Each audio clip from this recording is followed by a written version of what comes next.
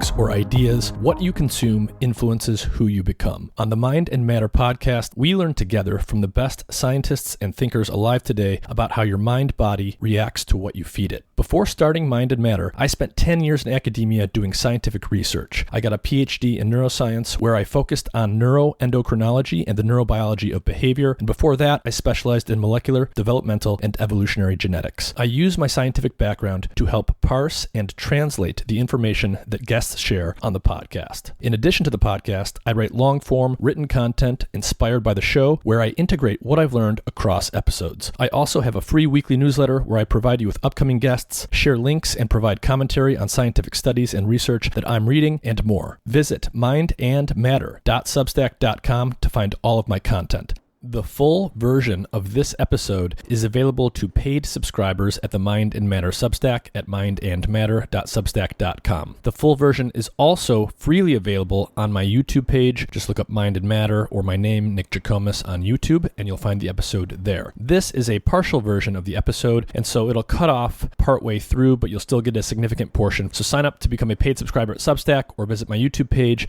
to get the full episode.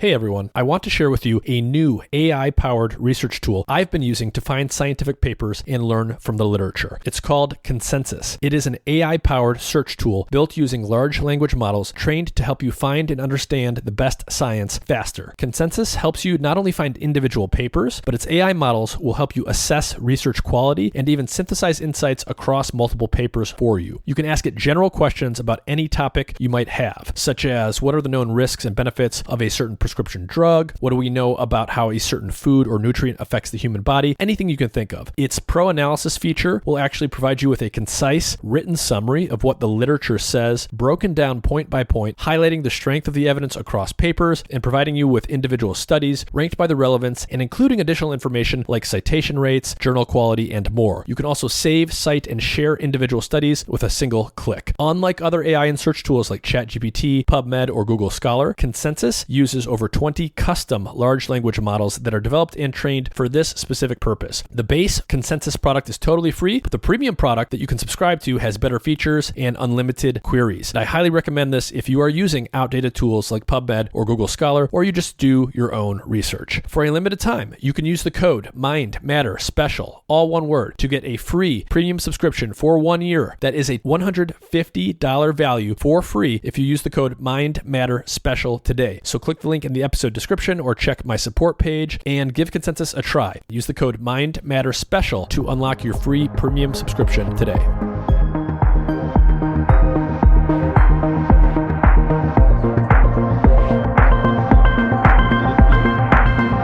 It's 5 fields, which is weird. I'm a really weird person. The only thing I've ever really done, besides some waitressing to make some money for school, is academia. So I did a BSc in applied mathematics because actually originally I wanted to be a vet and or a medical doctor. So I was training to be a biologist, and weirdly enough, they didn't have enough space. So I was like, all right, instead of that, I'll do math because math comes easy to me. And here you go away. And so, yeah, I did that. And I loved it so much because basically we're taught how to use mathematical modeling to look at viral kinetics, for example. And we looked at epidemiological models and all sorts of stuff. And I loved it. Like systems biology is my thing. So I had a chat with my dad one day. I was like, what do I do now? Like, how do I apply my mathematics to like viruses or something? And he said, just shoot an email to some immunologists or some virologists in the medical school, like see what you get back. And the first guy who answered me was an HIV immunologist. And he was so excited because he had this big data set from like actual patients that he wanted analyzed. So the ball just rolled. I got into the program. It was very hard. It was the hardest one of all 5. But it was so fun. I got to work in the math lab because it was like dual field because I was using the mathematical modeling and in the level 3 lab. because I was actually doing the HIV like work. Very exciting. And then, and then I came to Israel to do my PhD in computational biology, which was more in silico, is like data analytics. Not really fun, but whatever. Um, and then I did a molecular biology project where I was looking all over Israel for ticks, hard-shelled ticks that were carrying pathogenic strains of rickettsia. And that was really fun.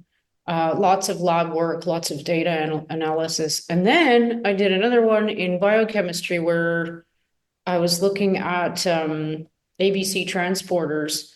So, the conformational changes that they go through when they're importing B12, for example.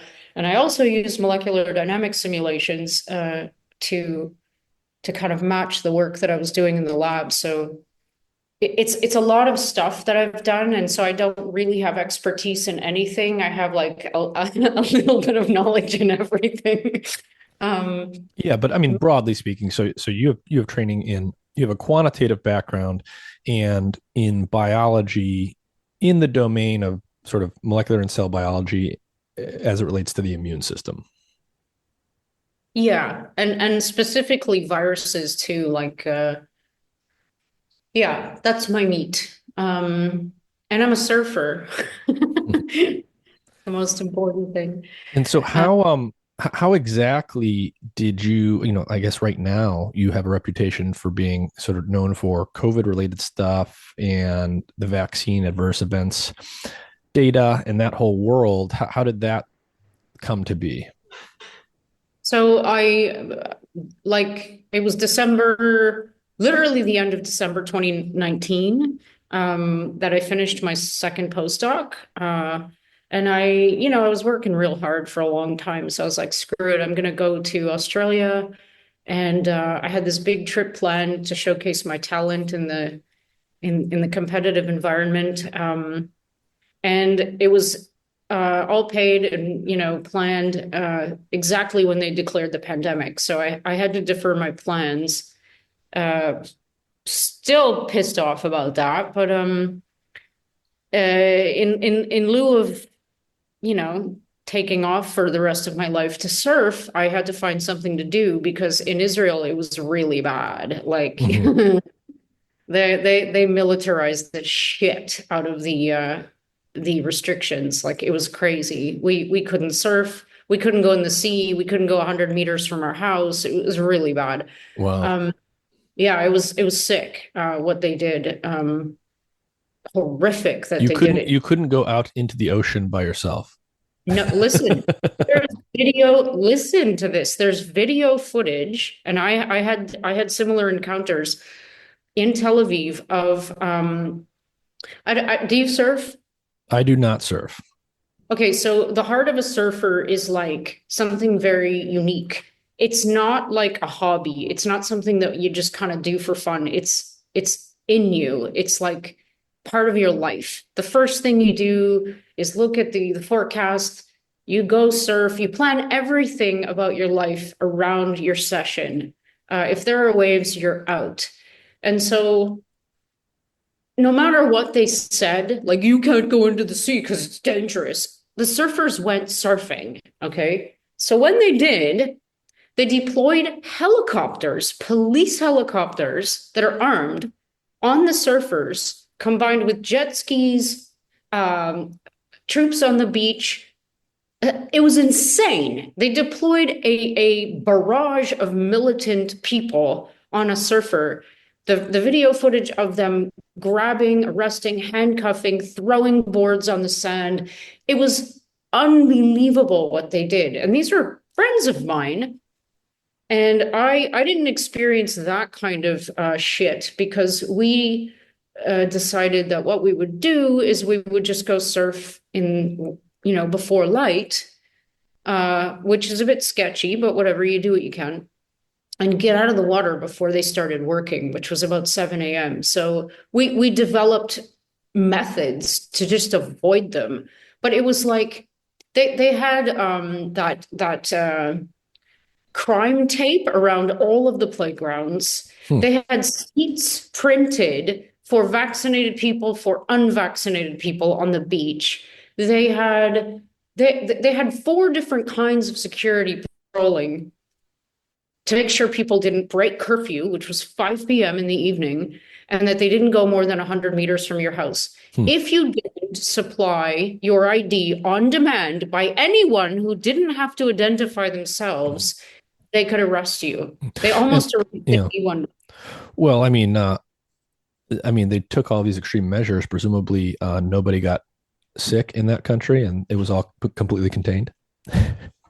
It's just ridiculous. Like the whole thing was ludicrous. So I'm like, okay, I gotta do something about this because within 2 weeks of watching the Johns Hopkins website of all the people that were dying in the world with my coffee in the morning, I'm like, this is bullshit. This is not what they're saying it is. And then all of a sudden you started hearing about this one-shot solution. And then I was like, no, no, no, no, no. And I guess Israel, if I recall correctly, that would have, was sort of an early epicenter. Was it like a fairly early epicenter in terms of both the outbreak and a coordinated response to it from a government? No outbreak, coordinated response. We were the first. Uh-huh. We were the very first country to get massive dosing, Hmm. and everybody went for it. It was appalling. Hmm. I can't even talk to people to this day, 4 years later, about this subject matter because they look at you like you have three heads if you say anything about these shots not being safe. It's crazy. Hmm. Um, there's more awareness, I suppose, in general because people have suffered adverse events, but yeah, it's crazy. Anyway, so sorry, it was a long way Yeah. around. Well, oh, yeah. I mean, I generally want to talk about the domain of vaccine adverse events, especially as it relates to the SARS-CoV-2 shots. But when we talk about vaccine adverse events and we talk about how these things are detected and studied and reported, obviously, everybody knows this is a hot button issue. So there's a lot of hearsay, there's a lot of motivated reasoning. A lot of people out there want to believe these things are totally safe. A lot of people want to believe the opposite. They want to, be able to blame the vaccines for, whatever went wrong with them last week. So how do we actually start to study this in at least a semi-objective fashion? So, vaccine adverse reported event reporting system. What is that, and what does the data look like? Can you start to talk about that?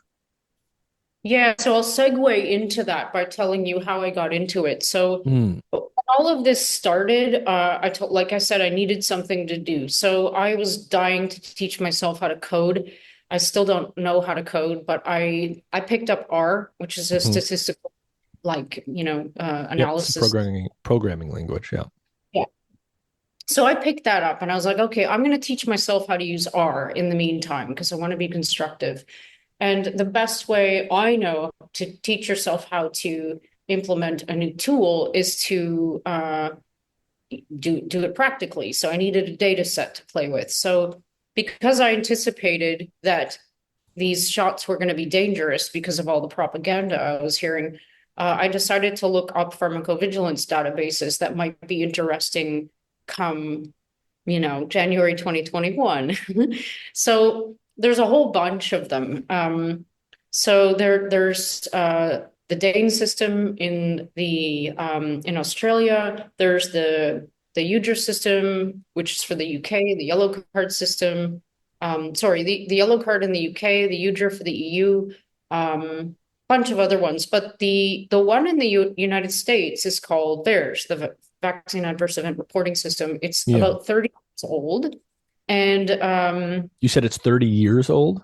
yes. Okay, so this is not COVID specific. It's a general reporting Oh, system. no, no, no, no. Yeah. This is a pharmacovigilance tool, which was incepted and designed to detect safety signals in the context of biologicals and pharmaceuticals, as part of like post-market testing. So any safety signals that come from the adverse event data in this database that weren't detected in pre-market testing or in clinical trials, for example, will hopefully be detected as part of, this big database. So Hmm.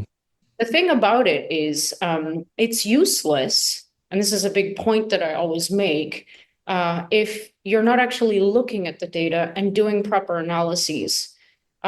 So pre-COVID, the HHS, which is like the mothership of VAERS, CDC, whatever, they typically monitor the system for safety signals in the context of new vaccines, especially.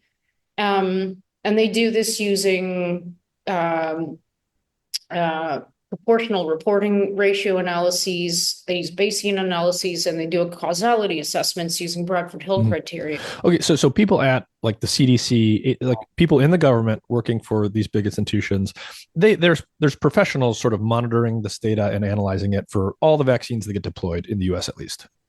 Yes, and it's a small number of people, as we've learned throughout the COVID era. And actually, they needed to hire more. I wrote an article about this because the number of adverse events that were pouring in the context of the COVID products was too high for the number of people who were working for them to handle. Mm-hmm. So yeah, it's a system that works, but it's got its limitations. It's volunteer reporting system, so it's not hardcore in terms of the percentage of people who actually suffer adverse events. I see. Yeah. So I mean, and I guess it sounds like anybody can use this and self-report something. That is true, but a friend of mine actually published a paper who he looked at this, and he discovered that it's about 67% of the total reports are filed by medical professionals. So even a family member or you can file a report. Most of these are done by the medical professional. I see. So if I get some vaccine or whatever, I can go in and report something if it happens, an adverse event or a perceived adverse event, or I can, more naturally, what probably happens, it sounds like, is that I tell my doctor, and then maybe my doctor inputs the data. That's exactly right. And so I think you can probably imagine that because there's still no admission of a causal effect between most of the adverse event types and these COVID shots, the incentivization to report is really low. There's a lot of gaslighting going on too between GPs and people who come in with suspected adverse events. Like I've heard so many stories of people going in and saying, could this be because of the shot? Even like 24 hours later, they have something happen to them. They go in, they're like, I think this is because of the shot, or could it be because, and it's like, no, it's not possible. They don't cause that. It's completely wrong. So in that case, and this really does apparently represent the majority of cases, the medical professional wouldn't file a report. So this brings me to the underreporting problem in VAERS. So, it is highly underreported. There have been some studies published on this as well. We don't really know what the underreporting factor is, but it could be, something like only 1 in every 100 people who suffer an adverse event will report. I see. And so there's a couple of things here. So I just want to lay this all out at the beginning too. So this is all ultimately self-reported data. Someone feels bad. Maybe they got a vaccine recently. Maybe they didn't. Maybe it was a day later. Maybe it was a week later. Maybe it was whatever.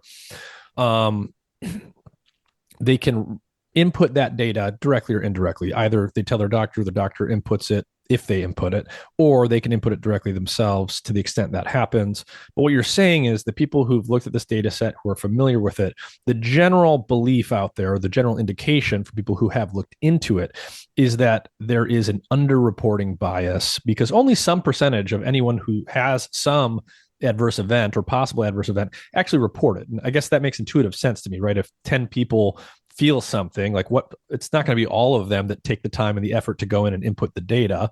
It's pretty much like anything else, right? Like we can all go vote, but only some percentage of us actually take the time to go do it, et cetera, et cetera. That's exactly right. I call it the psychologic. It's like it's human nature. It's human nature, and it's it's worse in the COVID context because of this de-incentivization. Hmm. Um, Yeah. And so yeah, I suppose, too, if, if I'm feeling crummy and I got vaccinated, X number of days or weeks ago, it may or may not even occur to me to think that it's related to the vaccine. And so I don't even think about it. Or maybe it occurs to me, but I don't even know the vaccine adverse event reporting system exists, or I don't go to my doctor. I don't talk, like, all the million things that can happen in a normal human life. Or even like, I don't know, like I got the first two doses of the Pfizer vaccine, and that's where I stopped. And I got sick after the second dose, which I had never experienced from a vaccination before in my life. Um, and I got reasonably sick. I subsequently got Omicron several months later, which was a light bulb moment for me. Like, wait a minute, I'm getting Omicron. I just got vaccinated. And that was less bad. But like, does that count as an adverse event? That didn't occur to me. I'm like, oh, I'm having an immune response to the shot. It's stronger than I would have expected. But like, do I think I didn't report it because I didn't think that it would even be considered an adverse event. this is beautiful. Two things I can say about this, but I'd like to ask you a question first. Yeah. Hopefully, I won't forget. What do you mean by sick? What happened to you? Um, I mean, I was symptomatic with COVID like symptoms. So I was sort of out of it for as I recall, a couple of days. Just meaning I was at home. I could get up and walk, but I don't. I'm the type of person who I probably get a cold once, maybe twice a year, on average in my adult life that I can remember. And I might get the sniffles. I might be very stuffy. If it's very bad, I might have like head symptoms, but usually I'm pretty fine. I'm a pretty healthy, robust person. But this was like I was laying in bed for a day or two. Mostly I didn't want to do anything. It's a really bad head cold set of symptoms, stronger than usual. And, that's more or less it. So fatigue, fever?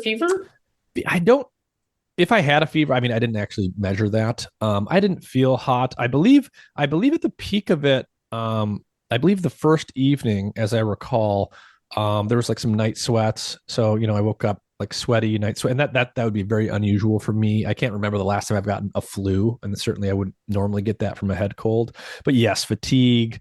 I don't know if I would call it a headache, but just general head Mhm. cloudiness and head coldness. Yep. Yeah, just it's just a general feeling of malaise.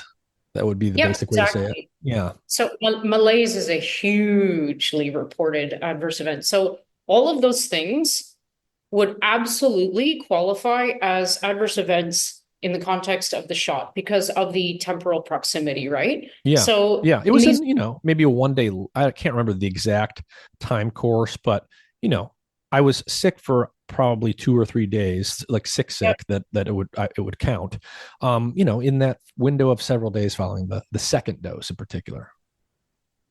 so that makes total sense. And also your subsequent in encounter with Omicron and succumbing is also it's a breakthrough infection. I actually just finished polishing off a manuscript that I'm writing about this um, because there's this link to this IgG4 thing, which we can talk about. But Yeah. breakthrough infections in the context of the COVID shots, massive. Like the Yeah. number of breakthrough reports that are coming in underreported as well is enormous. Mhm. So it speaks to the not only the lack of efficacy in terms, if you want to look at this from a variant point of view, but also immunologically. Do you know about the IgG4 class switch? I know something about this, yes, and I definitely wanted to get into this with you. Yeah, so But so before we get there though, because I want to give people some background biology on that too. yeah, I want to talk about the VAERS system a little bit more and just kind of sketch out the space of what we think the most common legitimate adverse events actually are. So you've already told us, kind of what the data is. It's self-reported data, which has its own limitations. There's an underreporting issue that's going to be there for this type of thing. A lot of people don't even know the system exists. They might not report it if they have an adverse event. They might not think that something they have is an adverse event, et cetera, et cetera. If we think about this in terms of false positives and false negatives, so obviously there's a true negative bias here because there's a lot of that's not in the data set because it's simply not reported, even though people did experience things. What would you sort of say, like what are the issues here in terms of like false positives, people reporting things as adverse events that aren't actually vaccine adverse events? Yeah, that's a good question. But can I put one more thing into Yeah. our list? Mm-hmm. So it's very important. Most of the people who file a VAERS report, whoever it is, uh, use the online reporting system, which is a multiple page online form system, which collects a lot of data. It's great. It's a lot of data. Um, but it's overall, if you succeed without getting booted off, it takes about a half an hour to file one VAERS report. So each page, you have a time limit. And if you don't finish filling out each page within that time limit, it boots you off and you have to start again. Mm-hmm. And this is probably also preventing a lot of reports from being filed because if it was me, I'd be like, screw this, I'm not doing Yeah, you this. get up to get a coffee or get your kids out the door, whatever it may be. You get booted off, and then you say, "Yeah, screw it, I'm not going to finish that thing." Exactly. So especially if you're, you know, talking about reporting malaise or chills or these Yeah, very common reported things that, most people associate with like cold-like symptoms following the shot. So yeah, it's an important point because yeah, it does take some grit to actually yeah, successfully file yeah. report. And one more thing on that, it doesn't mean that your VAERS report is going to get filed and uploaded to the front end system, which is the Mm, data that I'll analyze. I see. So once you file successfully on the online system, you get assigned a temporary VAERS ID. And this whole whack-a-mole of things happens, which we can put under the uh, the definition of vetting. You're supposed to get a call, they'll confirm like whether or not, I see. So this or there's some that. built-in quality control that's supposed to be Yeah, there. exactly. If you can call it that. And if your report is goes through the vetting process and is considered valid, then you get a permanent VAERS ID, and your VAERS ID and all of that data gets uploaded to this front end system that you can download on the VAERS website. So the number of reports that are actually analyzable is also probably a serious undercount of how many actually even Hmm. got filed and Right. got a temporary VAERS ID. So it's another level of like underreporting, if you want to Yeah. call it. Yeah. So on the one hand, the system has the advantage of being, um, in theory, large and open. So it's a naturalistic-ish data set because anyone can input actual symptoms they're actually feeling. In theory, it's unbiased in theory in that way. Like anyone can go input data to this, but in practice, right, there's an underreporting issue. Actual reports probably get filtered out for various reasons that just have to do with the technicalities of how the system collects data. Things may or may not be verified to the extent that they are intended to be verified. And so it's a very large but very imperfect data set that's going to have some level of systematic bias in it that's going to be not totally known. And so all as a researcher, probably have to be very diligent about keeping all these things in mind. Exactly. Yeah. Still doing it to this day.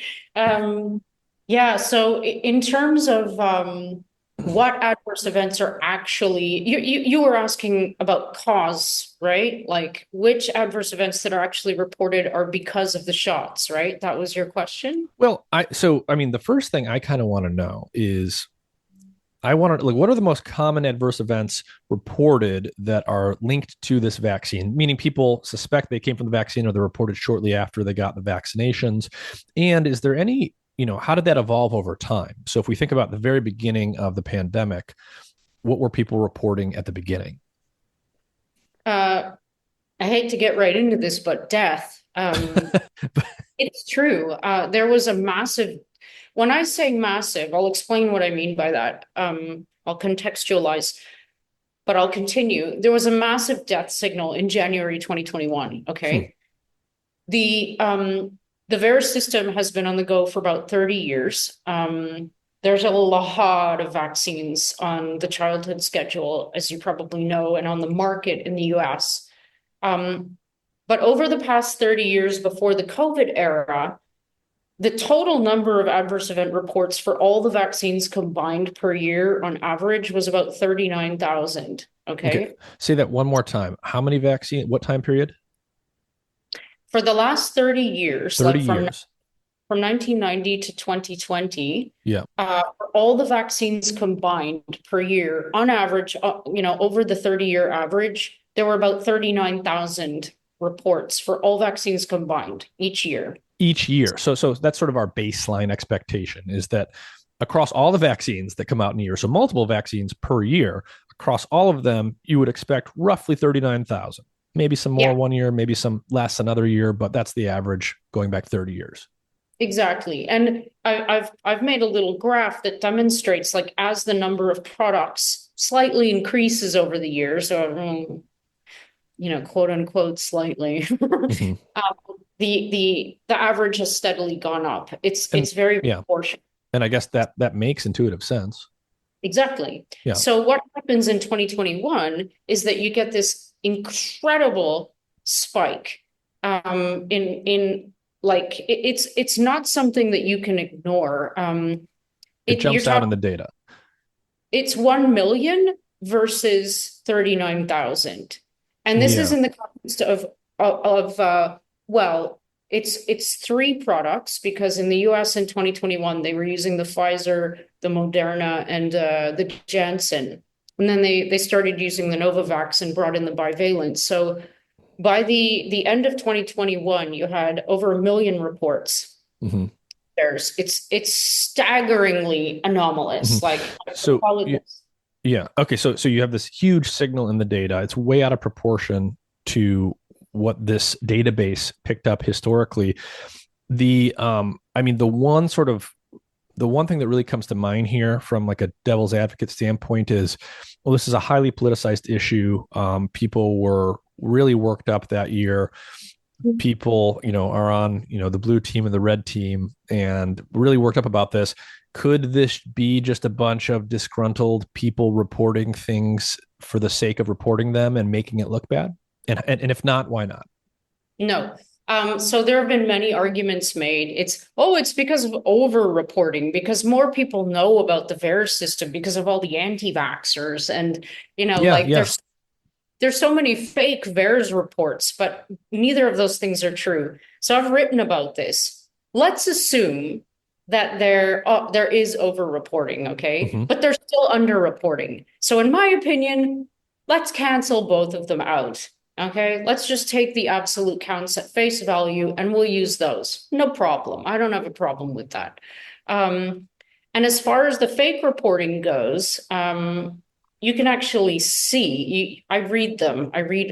Well, I probably haven't read all million of them, but this is what I do. Every day I'm looking at the quote unquote symptom text Yeah. column, like the doctor's notes Mm-hmm. about what exactly Yeah. happened. And I'm And sorry, to interrupt here.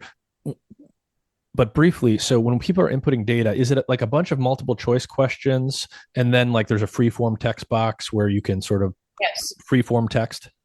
Yeah. yeah. So Okay. it's both. I think there are some pull downs, but the free text columns, there are a few of them. There's lab data, Yeah. there's current illness, there's allergies. The symptom text, those is literally like you can write whatever you want, Yeah. literally like the doctor's notes. Some of them are like essays. It's Yeah. crazy. Yeah. So yeah, there's also it's actually really thorough. Like, the amount of information you can input is quite thorough. Yeah. So some of There's it's structured and standardized, but then you can input, the doctor's notes can go in there. It can be an essay, it can be a paragraph, it can be a sentence, it can be I have a little bit of a headache, or it could be I'm feeling these 12 things and it's a paragraph. Exactly. And you can also get all sorts of other data from the symptom text that may not have been filled out in the other variable, Mhm. like, I don't know, vax date or vax lot or age, or there's all sorts of stuff in there that you could pull out if you're savvy, or there's a bunch of us now working on that.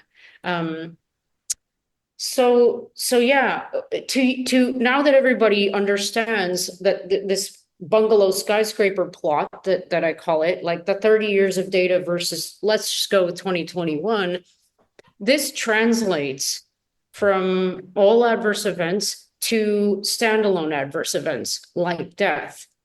So I've generated this same bungalow skyscraper plot for death reports, and it's the same picture. There's absolutely no comparison between the last 30 years of death data. It's like something like 130 deaths reported on average for the last 30 years for all vaccines combined Mhm. versus. And that's and when you're saying that, so you're saying if you go back, the reports of deaths and other adverse events generally way lower across the last 30 years of data before this the COVID era started. And I would imagine, so it sounds, or this is implied by what you're saying, I think, even like in the past, I can recall various, I don't know, vaccine scares or whatever. Like, for a while, there was a big to do about people getting concerned about autism being triggered by vaccines, and there's these different focus like groups that form, like concerned moms against vax, like the Jenny McCarthy controversy, like all of that stuff happened. I would imagine like if people were systematically inputting false positives here because they were motivated by things like that, we would have seen some kind of spikes in the past. It sounds like we don't see those types of things. Yeah, we don't really, but also to extend your point, in terms of the difference in the COVID area, we would expect to see like a little bit of spike, but Mm-hmm. this is like thousands of percent increases. Like Yeah, it would have to be we're such a. I guess you're saying it's such a big increase that it would be impressive if that many people could be coordinated. Yeah, Uh-huh. it's when you actually read these reports, I know this isn't scientific, but I can say this because I have experience with this and I'm a human being. First of all, they're not fake. I can't tell you how many times I'm sitting at my computer reading these reports and I just burst out crying. It's really, really real and it's sad. Like Mm-hmm. the way that it's written is you can almost, Mm-hmm. these are people that are Yeah, filing reports, so you can almost like. yeah. So I guess what you're, if I'm reading between the lines here, but tell me if I'm accurate. If there were a lot of fakes here, you're saying if someone like you is going in and you've read many of these individual things, you haven't just looked at things in the aggregate. You've read the doctor's notes and the human patient notes that are written in the free text box. If a lot of these were fake, you would expect a lot of people to just be like, "Grandma died. It was the shot." Like just sort of short, terse, superficial descriptions like that. You wouldn't expect someone to sit down and write like a 10-page detailed report.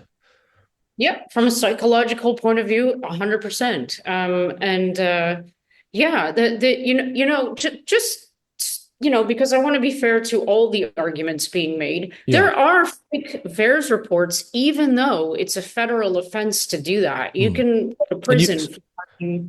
yeah, Mhm. that's what I was going to ask you next actually, which is there must be some fake ones. So There are. you've got something built into your analysis pipeline that can detect some amount of fake ones.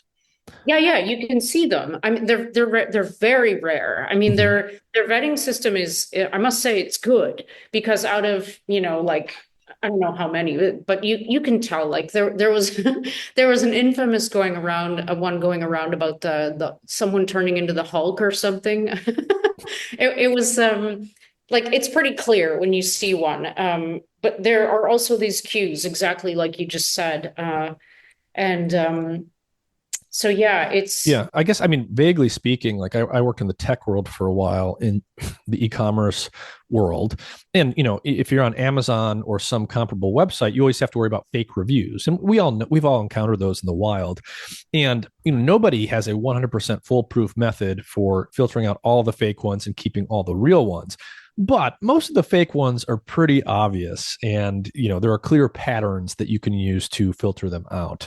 I mean, we all just know from direct experience. If I go to the Amazon website right now and I go to my favorite product page, there's some I'm going to be able to identify as fake just with the naked eye.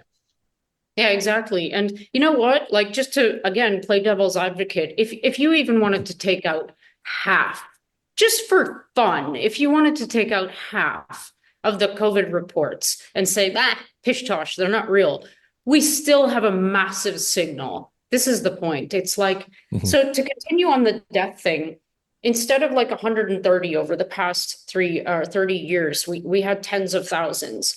And like, that's crazy.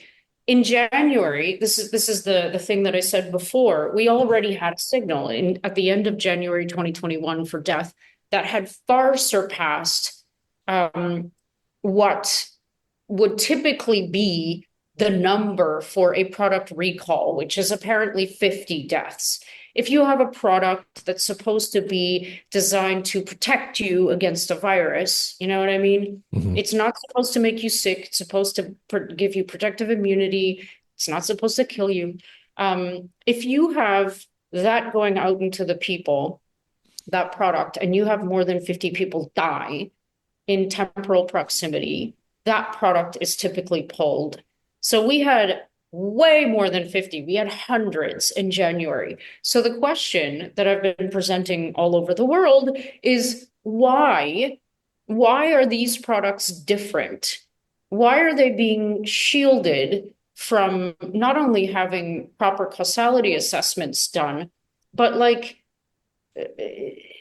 how is it possible that this many people are reporting having died in temporal proximity to these products, and no one is saying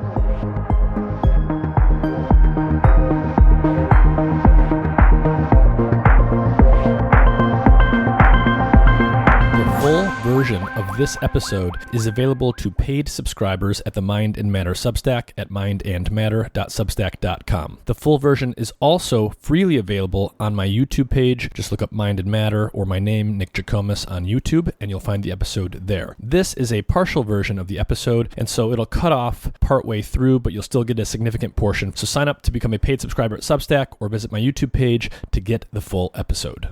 Hey everyone, I want to share with you a new AI-powered research tool I've been using to find scientific papers and learn from the literature. It's called Consensus. It is an AI-powered search tool built using large language models trained to help you find and understand the best science faster. Consensus helps you not only find individual papers, but its AI models will help you assess research quality and even synthesize insights across multiple papers for you. You can ask it general questions about any topic you might have, such as what are the known risks and benefits of a certain prescription drug? What do we know about how a certain food or nutrient affects the human body? Anything you can think of. Its pro analysis feature will actually provide you with a concise written summary of what the literature says, broken down point by point, highlighting the strength of the evidence across papers and providing you with individual studies ranked by the relevance and including additional information like citation rates, journal quality, and more. You can also save, cite, and share individual studies with a single click. Unlike other AI and search tools like ChatGPT, PubMed, or Google Scholar, Consensus uses over 20 custom large language models that are developed and trained for this specific purpose. The base Consensus product is totally free, but the premium product that you can subscribe to has better features and unlimited queries. And I highly recommend this if you are using outdated tools like PubMed or Google Scholar, or you just do your own research. For a limited time, you can use the code MINDMATTERSPECIAL, all one word, to get a free premium subscription for 1 year. That is a $150 value for free if you use the code MINDMATTERSPECIAL today. So click the link in the episode description or check my support page and give Consensus a try. Use the code MINDMATTERSPECIAL to unlock your free premium subscription today.